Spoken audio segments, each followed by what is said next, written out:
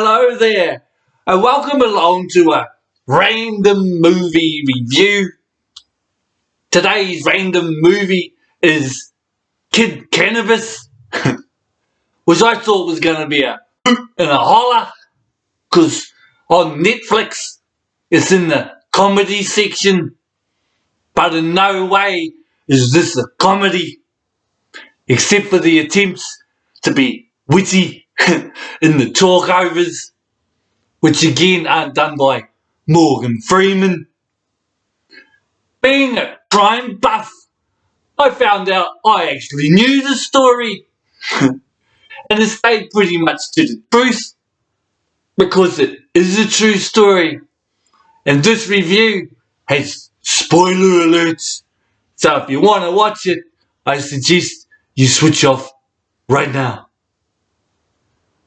This is the story of Nate Norman.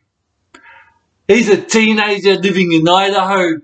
He's a pizza delivery guy who's tired of his life, and he hatches a plan with a mate, Topher, to get into the weed business. And they meet a random guy in a Canadian pot store who talks way too much about all the illegal stuff he knows. And Nate and Topher smuggle their first weed back into the US in skillywigs. They then meet a guy who's paranoid about surveillance, but not, it appears, about selling weed to two random teenage kids to smuggle back into the US. And in a scene I'm sure the Canadian authorities loved, they show a Canadian cop steering them in the right direction to get better weed. And when they get there, they meet this random chick, Nicole, who takes them home to meet their weed growing dad, who shows them the whole setup. Never met them before, doesn't know who they are, could be wired, anything.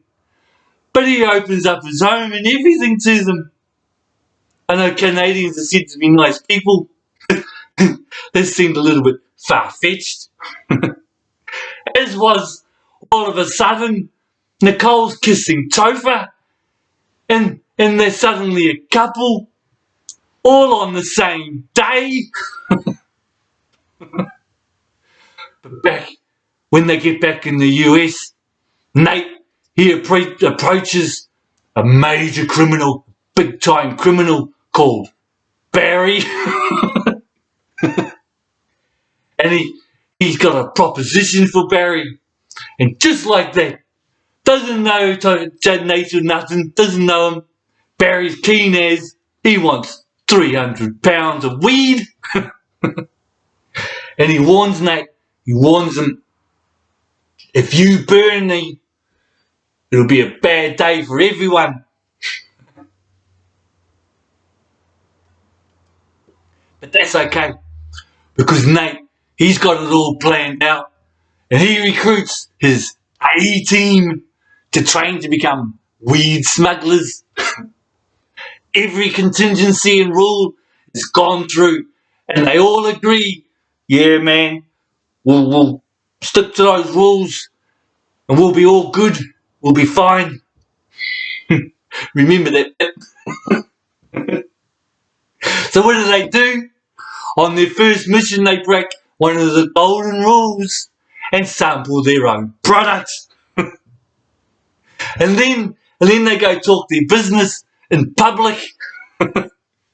But that's okay, because they're raking in $1 million a week.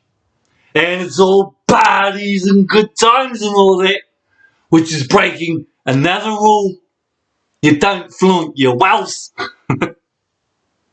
Because Brendan, a rival, he gets jealous and he hires hitmen to whack Nate and Topher. But they kill him instead, because he was just an annoying jerk. But that doesn't mean Nate's all good though.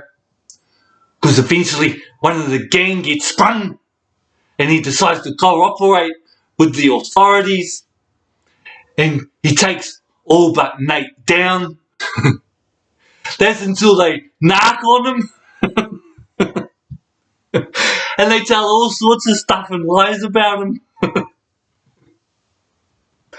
But fortunately, Nate gets tipped off by Barry. So he goes hides in Canada. And his mum rings him up and he tells him to stay there because according to her, no one knows that he's really a nice boy. And he is a nice boy because he turns himself in to save his mum from a 10-year sentence. And he gets sentenced to 12 years. And that's the movie. Wasn't too bad. So, on a scale of 1 to 12 cans, or a nip, being half a point, I give this movie a good 6.5. See you in the next video!